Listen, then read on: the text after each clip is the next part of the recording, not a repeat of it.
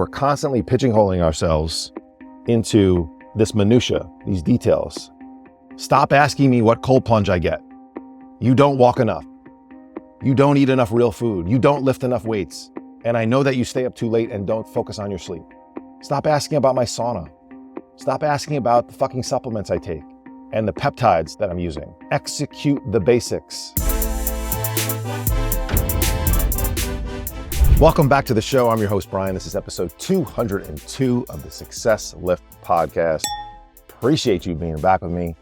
If I sound a little nasally, if I look like I'm in my pajamas, if I look like I didn't do all of my makeup, I'm feeling a little bit off. I'd like to think that so far I have escaped the worst of what's been going on in my house over the last week. My family has been knocked out, down and out for the count. Currently, they still are at the time of me speaking into this microphone over the weekend.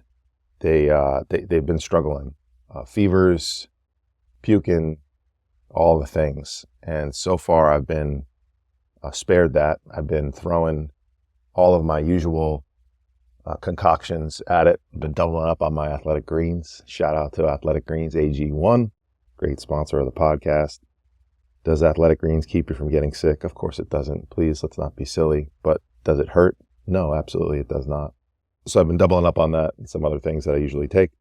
I also live a very healthy lifestyle, and I believe my immune system is quite strong because of the things that I do on a daily basis. And so hopefully I will be able to get through this without getting knocked out like they have.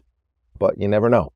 You never know. So it's been a long, tough week for us. In addition to the family getting sick, I also have been having issues with my back. I kind of have this like recurring back and hip sitch on my left side. And it's like it flared up on me while I was lifting on Monday or Tuesday of last week. Usually it's like the same kind of pattern. It's bad for a day or two and then just progressively gets better. I work on my mobility and rehab and prehab stuff, and it ain't better yet. And it's almost a week. So I'm a little concerned, but I'll figure it out. And I'll work on it and I'll push myself to get better.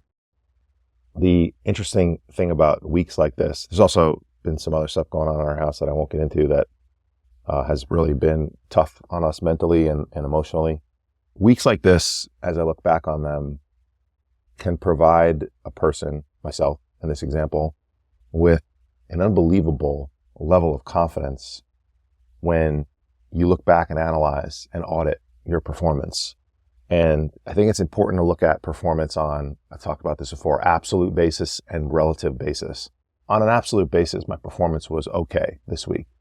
I didn't train my legs because of my back and my hip, although I did some leg extensions and leg curls at the gym one day. I broke up some other parts of my training. I definitely kept it less intense after Tuesday when I felt my back start to act up on me. But I didn't walk, my prescribed 18,000 steps per day, but I got 15,500 on average per day. Like, if you look at it on a piece of paper versus my goals for the week, it's quite obviously a failure, an L, not living up to the expectations. But what the goals on paper didn't know is all this shit that came up during the week. And the decision that I actively made inside of the week over and over and over and over again to recommit to what I felt was most important, to prioritize my principles, my values, my mission, to do it anyway, is a phrase that I love. And I said that to myself 50 times this week, 50 at least, when I wanted to drink a bunch of alcohol and numb myself with some food because emotionally we were, really beat up. I did it anyway. I got the grilled chicken out. I got the ground beef out. I got the Diet Coke out if I wanted a treat with a non-alcoholic beer. Sound like a real loser talking about this, but it is what it is, fam. I did it anyway. And I think about that from the perspective of we literally do it probably 3 days a week out of the 5, maybe more in our careers. even for those of us, and I'm raising my hand right now, who would say they are purposeful and passionate about what they do, I don't wake up every day and I'm like, can't wait to go to work. Can't wait to talk to all these people that are having all these problems. Help them fix it. Watch a few of them fuck it up even more for the next week. Take absolutely nothing that we talked about on this call or throughout the week and apply it to their life and wonder why they haven't fucking improved next week. Just kidding, everyone who works with me. I love all of you. I'm not always jazzed up to do what I do, but I do it anyway. I mean, like, how many, I now can recall at least two, maybe more times where I was sent home from work because others around me, quite frankly, didn't want to get sick. And I was like sick to the point where I was coughing. I was clearly not well. But I was there because like I wanted to make sure I didn't miss. And everyone around me was like, dude, go home. I don't want to get sick. You're gross.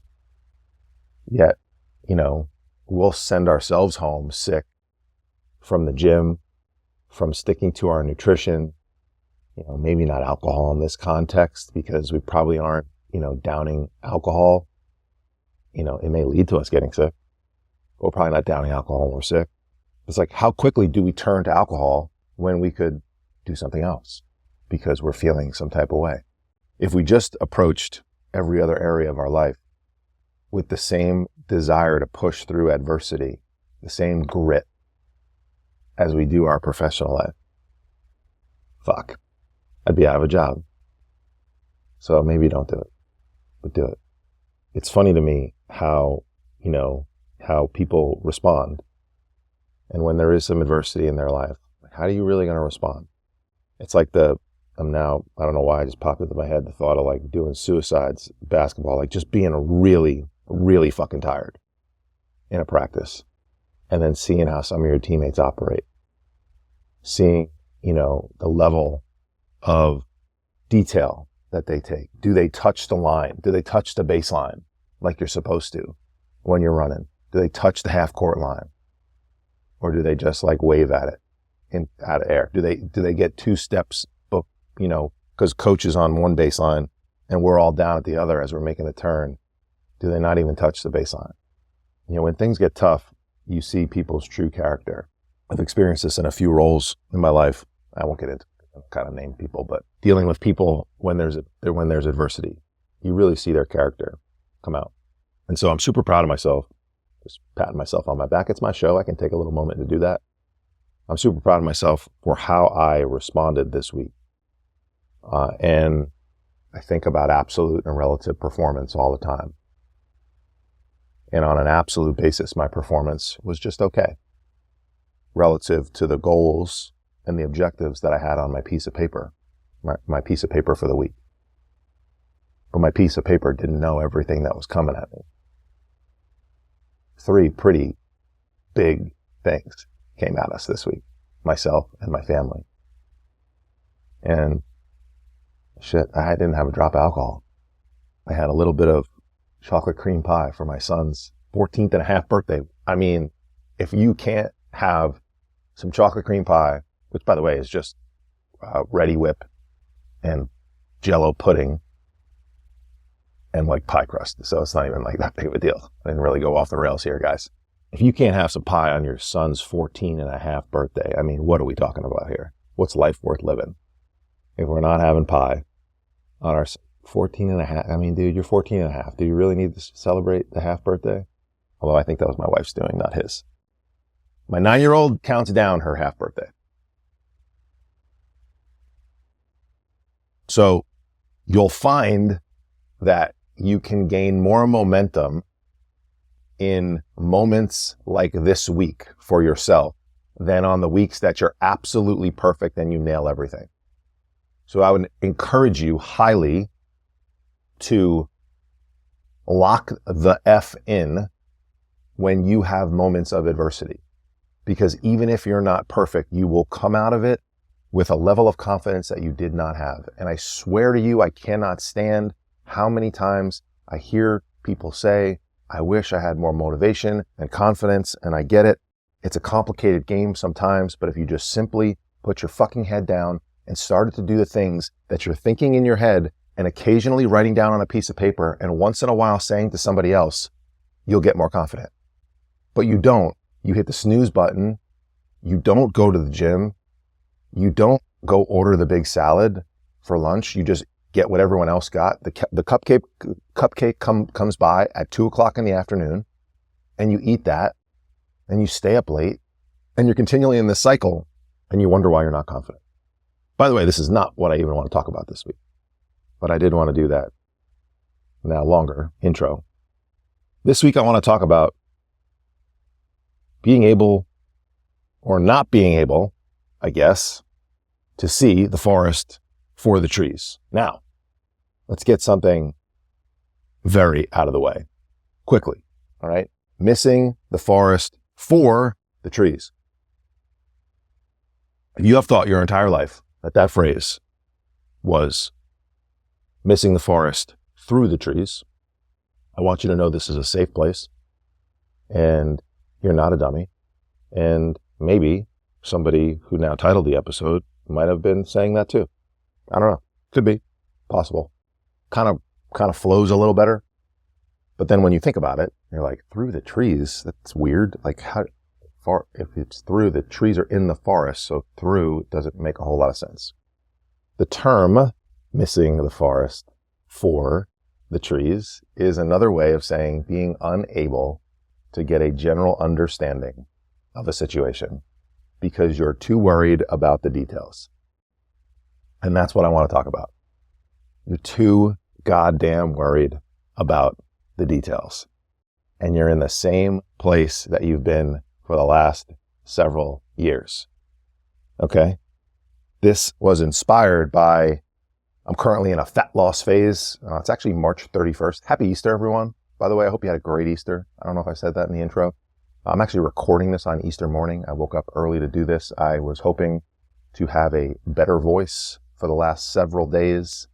I was hoping to feel a little bit better physically and emotionally in the last several days, but I don't. And so I got a deadline. This podcast drops tomorrow at the time of me speaking into this microphone. Happy Easter, everyone. Remember, I hope, especially if you have young kids and you're listening to this week, thank you, by the way, if you listen on time. I appreciate you. Remember that Easter was, because it was in the past now, was about Jesus. Okay. Easter is much less about you putting creamy balls of chocolate and having them explode in your mouth. All right. The Cadbury Easter egg is the worst candy. The only candy that's worse than the candy corn at Halloween is the creamy Cadbury egg that explodes in your mouth. All right.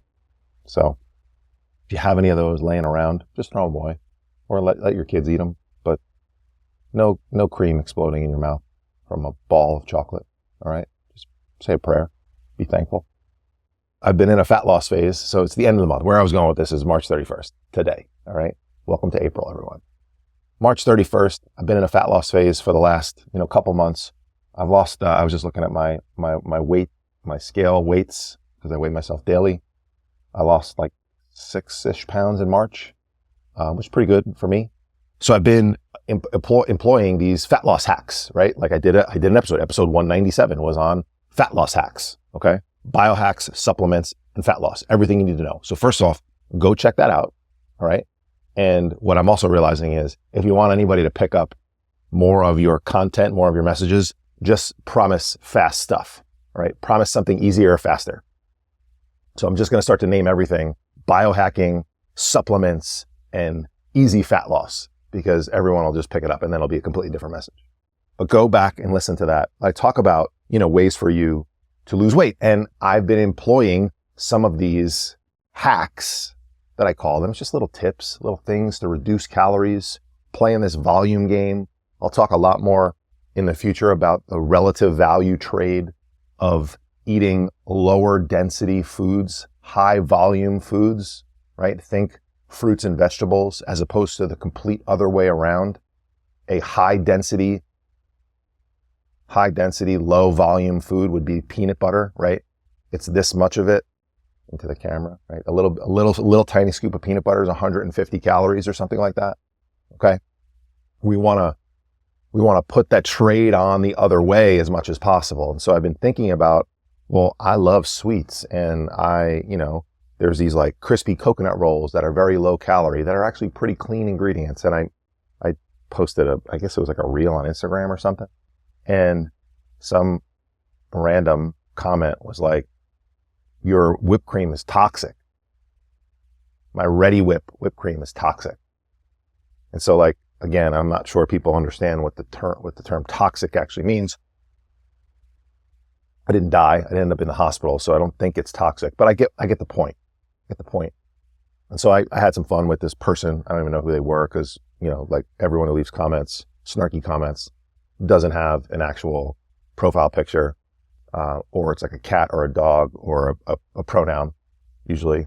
This person went on to tell me about their homemade whipped cream that they make. Every week they make homemade whipped cream, and they can smell the difference and taste the difference, and it's all natural.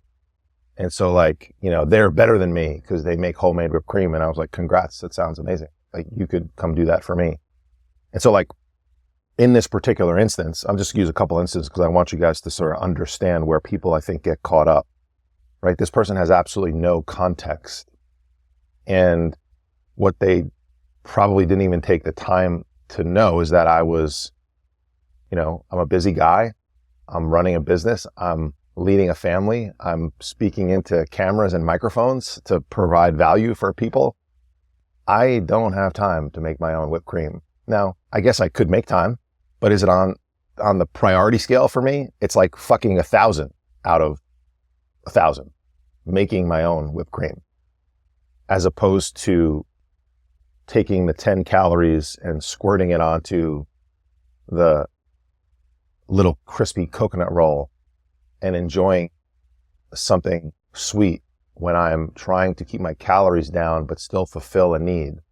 Because what shitheads like this, who obsess over the sugar in the whipped cream, 10 calories, which again, like, think about the quantity of the sugar or the grain-fed dairy that has to be in 10 calories, not 1,000 calories, 10 calories. Remember, everyone, the poison is in the dose.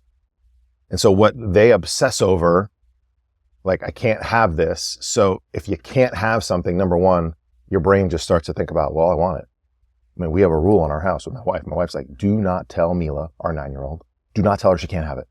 You can't tell her, like, if you're shopping with her and she's like, I have a great idea, I want to do this. And you're like, nah, we can't do that. It's over. You're doing it. So then you have to have this like conversation around why it would be a great idea. And she currently has, she's wanted another dog. She currently has an entire Amazon cart of new dog stuff for whenever we get a dog, which we can't just tell her we can't get a dog. We'll be like, yeah, we'll get a dog later. It's a good idea. We should build out this whole plan. And so if I don't eat the little bit of sugar and grain-fed dairy in the Ready Whip, and I'm in a diet phase, but I really have a sweet tooth and I want to eat something, and then all of a sudden later on today, I decide to pick up the actual ice cream in the fridge that's way more calorically dense, that I might overdo. I don't know what's worse. Like, what's worse if I don't stick to the plan that I have to achieve a result, which the plan is temporary, everyone. I'm not walking around with like a fucking whipped cream holster, just taking shooters all day and overdoing this toxic whipped cream. It's a very small quantity that goes to serve a particular purpose, which, again, now I'm a lean guy. So like I have, I'm undergoing this current phase of fat loss, but like, what if that's a person that needs to lose 300 pounds? What if that's a 300-pound person that needs to lose 100 pounds? It's early in the morning, sorry. What if a little bit of Ready Whip on a crispy coconut roll keeps the person that needs to lose 100 pounds out of the Ben & Jerry's pint of ice cream? 1,200 calories. What if consuming 50 calories of fucking Ready Whip keeps the person out of the ice cream and the hot fudge and the regret and the shame and the cycle that they take themselves down, because it doesn't just end after they eat the pint of ice cream. They wake up the next morning feeling like a piece of shit. And so you're missing the forest for the trees when you hyper focus on the quality of your whipped cream. Should you make your own whipped cream so that it's the highest quality and super tasty? If you got time to do that, shit, yeah, you should. Absolutely, you should. Here's another example with one of my executive teams that I'm working with right now. By the way, I work one-on-one with people and I work with teams of executives. So right now I'm working with a team of 10 very high performers inside of corporate America, a Fortune 50 company, right? This particular individual is pretty fit. He's very focused on his nutrition. We talk in high detail. We're not just like taking more walks and drinking more water, which, by the way, we do with some people. The program is scalable to your level of health and fitness knowledge, to your level of desire to dive into mental performance, to your desire and your level of relationship. Are you in a committed relationship? Do you have kids? Highly customizable program. It's phenomenal. Check it out if you have a team at work. Hit me up. This person asked on an office hours call. I have office hours every 2 weeks. Anyone can jump on, ask questions. We talk, we chat as a group. They ask, what do you think about those rotisserie chickens? They mentioned Costco. What do you think about the Costco rotisserie chickens? Any grocery store. We've all walked around the deli section and seen the rotisserie chicken in the plastic container, right? Sitting under the heat lamps, which, by the way, can be a great option for you. Now, when he said, what do you think? Just blanket statement. What do you think about the rotisserie chicken at the grocery store? My first thought, although I didn't say it, my first thought was, not for this guy. This guy's too dialed in for that because of our previous conversations. But I know better. I know better now, doing this for a little while. I'm not just gonna give a one-word answer or a one-sentence answer without asking questions. Context is very important. So of course, I buy myself time. It depends. Tell me more. And so we talked a little bit, and then I basically came to the conclusion in a short period of time. I was like, it's probably not, the best option for you. Now here's where I made a mistake. As we discussed further throughout the call with a number of other people, we were talking about coming home from work to dinner. And the 3 or 4 people on the call basically all came home to dinner being prepared by their spouse. All right. And so this gentleman's problem was that he was constantly not consuming enough protein, and his wife is more of a vegetarian, vegan, not super strict, but like there's definitely more plant-based type of meals ready for him, which is a common issue that I have with people that I work with in a one-on-one setting. It's something we don't usually attack dinner first, because if you are in control of your breakfast, or you are in control of your lunch, and you are in control of your snacks if you're consuming any, the meal that is being prepared for you is the one that I'm probably going to attack last, or at least not first. Because why not just clean up the ones you're in control of, instead of having a conversation with someone who is serving you and probably supporting your family the rest of the day. Hey, you got to do this different because this coach that I got says we got to change our ways. Good luck with that. All right. So you're in control of you. You handle your business first, and then we adjust later. But having said that, there are little things that we do with these people that come home and want to be able to fit their new plan into what's happening, right? The kids wanted pizza. How many times have we walked in and heard that? The kids wore me down. They wanted pizza. I've made that call. Kids wanted pasta. Coach Brian says, I got to get protein in. Coach Brian says, I got to eat protein and produce. I got to get fiber in. I should limit, some of these higher caloric foods. What am I going to do? I'm screwed. plan's over, fucked. Well, not if you have some rotisserie chicken in the fridge. You could just have a slice of pizza or have some pasta and have a plate of chicken or some ground beef, add it to the meat sauce, add it to the sauce, make it meat sauce.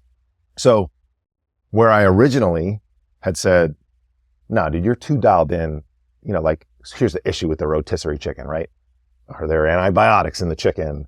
Is it, are the plastics, the BPA plastics like melting into the chicken? Is there a higher quality option for you? Yeah, there's a higher quality option for you. But what if you come home and there's typically never protein available for you because you don't plan, and you end up eating fucking potato chips and then ordering something late at night, or ordering Chinese food, or eating a higher calorie, lower protein meal because you don't have the centerpiece, which is typically lean protein and vegetables for people. And so as soon as we started to break it down a little bit, he's like, yeah, that's my problem. My problem is I come home and, there's sometimes a meal that doesn't have enough protein in it. I'm like, well, then I'm going to completely change my mind as to the appropriateness of the rotisserie chicken for you. It's not a bad idea. Because again, you're not walking around with a rotisserie chicken holster on your fucking hip and eating BPA, plastic toxins all day and eating antibiotic filled chicken. So it's like, if that's your meal once a week and that causes you not to take down 1,200 calories of, Kung Pao chicken from the local Chinese joint, like, I think that's a reasonable trade, right? I used to avoid certain yogurts because of the sugar.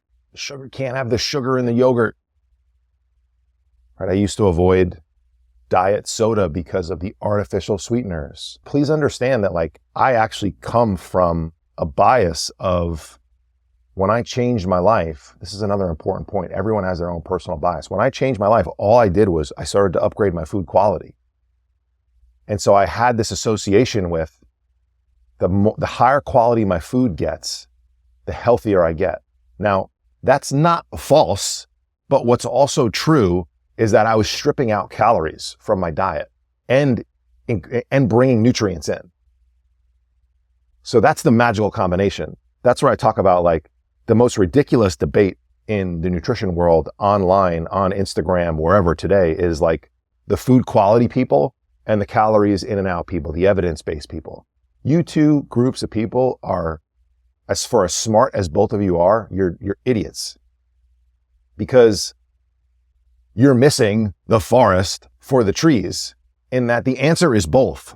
Yet when you have to do a 30-minute podcast about it to explain it, you're not going to get a lot of people to click on it because you're not saying something sensational. You're not saying that seed oils are going to kill me. You're not saying that artificial sweeteners are going to wreck my gut. You're not saying that I can eat whatever I want as long as I manage my calories, I can be ripped. All of those things can be true. Maybe not the former stuff in human randomized control trial. But the point is like, the answer is in both. So like, if you're constantly eating foods with seed oils in them, you're likely eating a lot of packaged foods. If you're eating a lot of packaged foods or restaurant foods, you're probably consuming more calories. You're likely consuming less nutrients. You're probably going to have more cravings because of that value trade, low density, high volume. We want those. We don't want to flip that around. We do not want low density foods in high volumes. We want more fruits and vegetables. We want less peanut butter. There's nothing wrong with peanut butter, except it's a shitty source of protein. The answer is both. And we're constantly pigeonholing ourselves into this minutia, these details. Stop asking me what cold plunge I get. You don't walk enough. You don't eat enough real food. You don't lift enough weights. And I know that you stay up too late and don't focus on your sleep. Stop asking. Stop asking about my sauna. Stop asking about the fucking supplements I take and the peptides that I'm using. Execute the basics. 4 horsemen. Walk more, move more. Eat the right foods. Lift. Sleep. Put those on repeat. Are there details inside of all of those categories? Of course there are. I've talked about all of them on this podcast and will continue to. But if you're not focused on those, like, what are we talking about? You're missing the forest for the trees. And I would argue even through the fucking trees. You're focused on minutiae that does not matter in the long term. Maybe because it's sexy, possibly because it feels like a shortcut. It feels easier, doesn't it? When it's like you can only do one thing. I love my wife to death, but she feels like she can't look a certain way without doing Whole 30. Whole 30 is when you remove alcohol, gluten, dairy, grains, fun. You remove fun from your life for 30 days. Now, while that's a great goal, is it sustainable? The answer is fucking no for most people. It's no for my wife. And it's like, she says things like, it only works when I do Whole 30. Well, by definition, then does that work? She doesn't really listen to the podcast, so I'm banking that she doesn't listen to this, so don't send it to her, please. I love you, babe, if you do. Does a diet really work if it only works when you're on it? Think about that. And if you have to avoid everything, can you do it? Can you do it? Focus on these big rocks in our life, not the minutia. There are times where that's appropriate. The poison is in the dose. As a general rule of thumb, I would say the more you consume of something, I would love to see the higher the quality it be. Have we gone way overboard with the things that may or may not kill us when we've lost complete focus on the things that actually have us live a very, very healthy, long life? I think so. I think so. And if you're going to, like biohacker guys, I feel like obsess over this stuff. And I wonder, like longevity guys, like how much are you actually living in pursuit of not dying or not getting cancer at 85? I mean, I don't want cancer either. But like, how much are you actually living right now by stopping eating at 2 p.m. or fasting for fucking 4 days a month? Again, all this is contextual, and I'm kind of just spitting here. If it works for you, great. But don't miss the forest for the trees. Focus on the things that are really important. Do them a lot. If you do, you'll find that you'll have time and freedom and some flexibility to do the rest of the stuff. Appreciate you guys.